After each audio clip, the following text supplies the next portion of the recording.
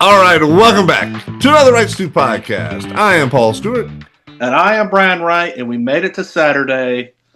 And before we got on here, we were talking about fan interaction, fans. There's been some fan back and forth. Obviously, we're going to mention the clubhouse. We haven't mentioned it in a couple of days. There it is. Just mention it. It's in. Yeah.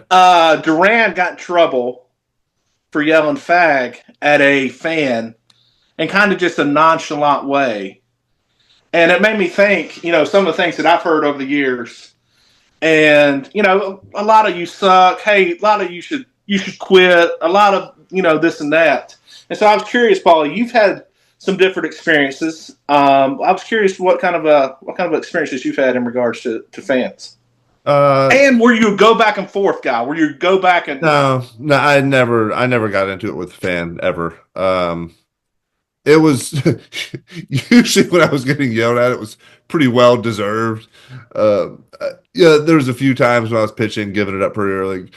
Get them out of there, warm up somebody. And I'm in my head agreeing, like, yes, please. This isn't going well. Every once in a while, you'll hear somebody, and usually the larger the crowd, you just hear kind of swells of sound, and it's tougher to pick out like individual voices. Smaller crowds, you can hear people say stuff, and most of the time they're just kind of stupid and corny and don't really. I usually laugh, and they would sometimes ask you questions, and it'd be like left hand thumbs up if the answer is yes, right hand thumbs up. I'm in the outfield, and obviously we're outfield stands, especially when you got into pro baseball, and even some college baseball, you'd have some interaction. Thinking of my daughters were telling me they're watching this show called Love on a Spectrum, or at least one of them likes it. One of them doesn't feel comfortable, and the whole idea is: have you seen this, Paulie? I've very recently been introduced to it. So tell everybody who hasn't seen it kind of what I've literally watched like 10 minutes of part of an episode. It's individuals, I guess, who have Down syndrome or are on the spectrum for what's autism? Autism. Sorry, yeah, thank you, Brian. And they're kind of trying to match. It's like a dating show. It's like they're trying to match them up and help. I just can't believe. And again, it makes me feel uncomfortable. It makes me think of a couple things. When we were talking about that, I had a fan when I was like 15, and I don't know if I was playing or my brother was playing. I think I was playing, and we had a guy who sat up in the stands for an entire game, and he would say, "Throw a knuckle curve, throw a perfect knuckle curve, throw it right down the middle," and he said this. Just like over and over? Over and over and over. And he would know the pitcher's name, so it'd be like, Paul, throw a knuckle curve. Throw it perfect. Throw it right down the middle. I mean, it was the most bizarre thing I've been a part of. And so, again, I'm not making fun of it, but I was just thinking, when it comes to shows and people's appetites, clearly we're outside of the demographic they're shooting for. Yeah, I don't watch hardly any shows at all. We did have a couple of fan stories with some mental challenges, I guess you could say. In my second full year, second year of pro ball, 1997, we're in Lethbridge, Canada, and every night there was a group of, like, I guess mentally challenged. Like, some of them were coming in with like helmets on and things like that, right? And again, where if you walked a batter, every fan in the stands got a Slurpee. I don't remember what it was. And so every time there was this one guy in particular, similar to like your story, every time there was a ball, he would go, ball. And then there's another, he'd get like, ball. And when like ball 3 was going, he was like, ball. Like just scream it. And I'm like, dude, like I kind of wanted to walk people just for him, so he could get his Slurpee or whatever. So he could get whatever it was. And he go, another one, ball, and just keep. I'm like, dude, like he loved it. Did you ever get annoyed, or were you just like, no? I was up in there in the stands, and you hear all kinds of stuff. And there's another time in a couple years later in the California League, Sam, a lot of places they called it the beer batter. Okay. Did you ever see this promotion? I don't remember it. No, I may have, but I don't So remember it. you may have been the beer batter and didn't even know it. But I remember San Jose in particular, they loved it. Where it was if you they would pick a batter before every game from the opposing team. And if that batter struck out, beers were only $1 for the remainder of that inning or until the next pitch was thrown in the next inning if they were the third out. Ah, that's pretty good. That's a great And promotion, actually. and so I remember one time I was up in the stands. A guy named Chad Helmer was up there charting with me. He goes, Stu, let's pretend for a minute that we're just fans. We're just up here wanting a dollar beer. Like, all right. So the guy that night was Jeff Deerdorf was the beer batter. And I think they look at the guys and kind of look who has, more or less strikeout sort of thing. And I think JD didn't strike out a lot, but he was kind of a power guy. So he had a couple more than anyway. So Sheriff were like, all right, here we go. Here we go. Strike one. Like, yeah, all right, go get it. Yeah, we're kind of into So it. you're pulling against it. Yeah. We're kind of, yeah, and in a very jokey, we're Yeah, yeah, yeah. Of course. and then gets a ball, gets another striker. We kind of stand up a little bit, half in our seats, and then yanks off with like a slider, a curveball, strike three, swings over top of. We start walking up the aisle, and yeah, then we sit down. Oh, But that those is those are the things you got to do when play 100 and 50, 160 games a year, and just to have a little fun and keep things going. I'll give you one more super fan story. So Stockton, California, and if you were in the California the kind of mid '90s to early 2000s, you knew there was three fans we had. One guy was named Rano, one was Bushwick, and the other was Wavy Davy. So Rano was kind of like Rain Man, like bigger guy, loved wearing like the Zubaz style pants, but he was that guy who would read like the program. Knew guys like Brian, he would go, Brian Wright, hitting 276 in night games. Can't hit it home though. Haven't hit a home run at home all year. And he would just be spouting out like factual back. Yeah, statements. Yeah. grew up in a ram sewer. Bet that place is a dump. Yeah, you just say stuff like Talking trash. yeah, but he like everything he said was like he Factual. Yeah. oh man, Paul Stewart. I'm hope he's not pitching again tonight. We're in trouble. Yeah, it's just and it was. But again, you're like, oh, he's right. It's been a while.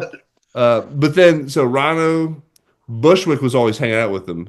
So honestly I don't know what Bush's real name was. We called him Bushwick because you remember the rap group the Ghetto Boys. Oh, for sure. They have Bushwick Bill, who's the small person. So Bush was also a small person. Okay. Well, I don't know if he's a small person or if he had some sort of disorder where he couldn't grow. Well, I think that's kind of one and the same, I right? don't know. Like I Yeah. don't be insensitive to it, but so Bush had these like smudged up dirty glasses. He was always pushing up in the middle, like walking around like this. And so Rono and Bush were together. And then Wavy Davy was like the sweetest, most sincere person of all time. Just, hey Stu, how are you? Stu, could you sign my autograph book for me? All right, Wavy, I got you, man. Yeah, but That's just cool. and I still actually he would send me like a Christmas card every year. And so I kept writing him. I wrote for him to him, for a few years. We'd just write a quick message and let him know how the family was doing and all that kind of stuff. And Well, dude, you did good, man. I didn't even respond. I should have. I felt bad about it a little bit. The first of the month. oh, yeah. Bones and Thugs, dude. I mean, so you're still sending that out to 35 people. You're still writing I've Christmas added cards. a couple subtracted. It rotates a little bit. I've Yeah, it's met some new people. much more of a thoughtful guy. I'm not in touch with my feelings. Probably need a therapist, but I would say, those are the things you remember. Just these random fans, these random people. And there's Same guy trying to lots get. and lots of fans. I met amazing, wonderful people over the years, and maybe we'll dedicate a whole episode to that. Brian, I do want to ask you something. Yeah. Did you see the new Gregg Poppovich is stepping down as head coach for the Spurs? I would say stepping down is not maybe the right I term. was going to say stepping up. He's moving into the team president role, but stepping. beside whatever he's doing. So, thoughts on Gregg Poppovich, man? What do you think? Clearly super successful. Number one. Yeah. Number two, um, it's so hard. These guys that have gotten political, it's so hard for me to separate that, right? Especially when they come out so hard against whatever your position may be on certain things.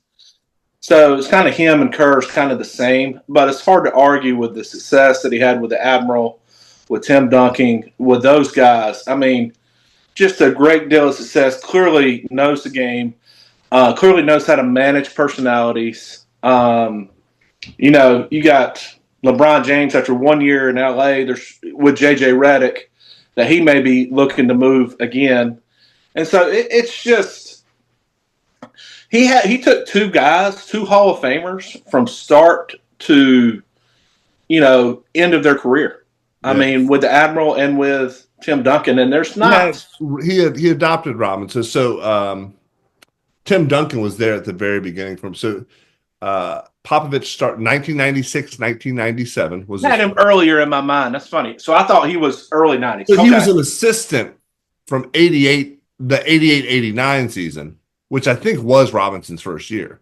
So he was an assistant and then became the head guy in 96, 97, which was Tim Duncan's, beginning. Yeah, I mean, really, it's incredible, though. I mean, first of all, I think the NBA's definitely a players' league, Yeah. but it is a lot of what Phil Jackson did, and it's managing those personalities. It's motivating when you need to motivate. It's putting your hand on the shoulder when you need to put your hand, up around their shoulder.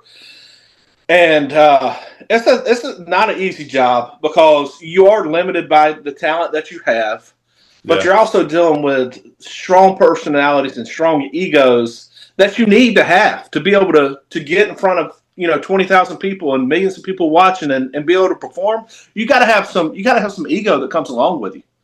Uh, Um, it's really incredible. I mean, so, what a great career. It's hard to argue with all his yeah. successes. It's also hard to argue that he probably got more of a leash than he deserved, and maybe not than he deserved, than most people have ever received because they've not had a successful season, and you got Wemby down there now that seems to be the next kind of next player that could be a big great. Yeah. Yeah, superstar. And he hasn't really taken that step forward with him the way he was so quickly able to do with Tim. Now, there were some other circumstances with Tim Duncan and the Admiral and those sort of things, but it's it makes sense. I think, I tell you what's something else that's interesting. I think you need different age coaches over time. Right? I think sometimes your voice can become numb if you're in one organization for a long period of time. What's your thoughts? First of all, your thoughts on Pop, and then your thoughts kind of on coaches staying at one spot for a long time. Does that voice get numb to people's ears over time? So let me give you. So Popovich, three-time NBA Coach of the Year, five-time NBA champion, most I didn't wins. realize he was 5 times. I forgot that too. So he clearly deserved to go out how he wanted to go out. Yeah, most wins ever, 1,422. Had a 621 winning percentage. But to your point, Brian, they haven't made the playoffs since the 2018-2019 season. So that was before COVID. I mean, if you can believe that, That's 7 years. It feels like it. so it's been a while. But man, yeah, clearly, I think to your question, I think that's more of a football thing, honestly. Like I don't know, but like Mike Tomlin's been around forever, and the good ones stick around. I think you've got to constantly be kind of reinventing yourself a little bit. Like you can maintain the same message, like this is the Steeler way, this is the Spurs way, this is who's a long tenured Major League Baseball manager, Aaron Boone. This is the Yankee way, right? You can have that message, and you have to stay on point. And I think you have to stick hard to whatever your core beliefs are, whatever your core tendencies are that you want to be the makeup of your team. But then you have to be able to. The younger generation's different. You got to kind of be able to adjust and evolve Yeah. too as a person. Yeah, absolutely. As a person, as a coach, with styles of play, like Popovich had maybe one of the best centers and one of the best power forwards ever. Had Kawhi Leonard a little later, who was one of the best defenders ever, right? And scorers as well, just a true all around player. And now he's got Victor Wembanyama. And it's like, hey, how do I use him? And I think that's where a lot of coaches fail, right? Is this is my way we're going to do it this way. It's like, but wait, you had, let's say just not this era, but you had Peyton Manning, you had a pocket passer, but now you have Cam Newton. How are you going to? The successful coaches are the ones that find out how to best utilize Newton's strengths, Manning's strengths, whoever it is, right? Because I'm sure you've seen it, Brian. Like, well, we've got this quarterback who can't throw the ball, but we're running a spread offense. Like, well, that doesn't. You see that a lot in high school, and especially bad coaches, and you see good coaches that adapt, and there'll be like a 2 or 3 year period where they throw the ball a bunch because they got that kind of quarterback. Then there'll be a 2 or 3 year period where they run the ball 70% of the time because they got that kind of quarterback. And I'd say baseball is different. I feel like baseball, because baseball's more managing people. That's managing people. Yeah, I think so too. Yeah, but I saw like look at my nephew played JV football this year, and we would watch his games on the stream and stuff, and it was hard to watch sometimes because they're trying to run that spread offense, and the kid can. If he could throw it, directionally, but it wasn't accurate. It wasn't like, how about we hand the ball off and get 3 or 4 yards every once in a while and just keep it moving. At least keep the clock moving. Yeah. It's interesting though, and I'll say this: we got a big series. We hadn't even hit on this much, but we got a big series coming up with the Capitals and the Hurricanes. Yeah, and Ov has obviously set all kinds of records. One that I heard today driving around that I didn't realize, but he set the most power play goals by individual like 3 years ago. And so had that one for a while. What would you say? And I heard they named off the last, his last 2 or 3 years. Okay. And so without looking it up, what would you say is kind of I don't know if he's led the league. Obviously, he's been clear near the top. What would you say the number is? Any idea? For points or assists, or what do you? Power play goals. Oh, power play goals per season? Per season. So a good year for goals, I think, is around 50. Is that right? I'll say 20% are power play goals, which makes it 10 to 12 per year. Oh, dude. What a good backdoor number. I anticipated it being much higher. I thought he was going to have like 25.